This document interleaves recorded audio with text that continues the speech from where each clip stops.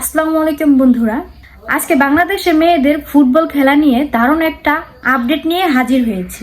আজকের এই ম্যাচটা খুব গুরুত্বপূর্ণ, শেষ পর্যন্ত শুনলে সব বুঝে যাবেন। বাংলাদেশের নারী ফুটবল দল নিজেদের প্রমাণ দেওয়ার একটা বড় সুযোগ পাচ্ছে। সাম্প্রতিক ম্যাচে কিছু ভুল ভ্রান্তি থাকলেও এবার তারা মাঠে নামছে পুরো শক্তি নিয়ে।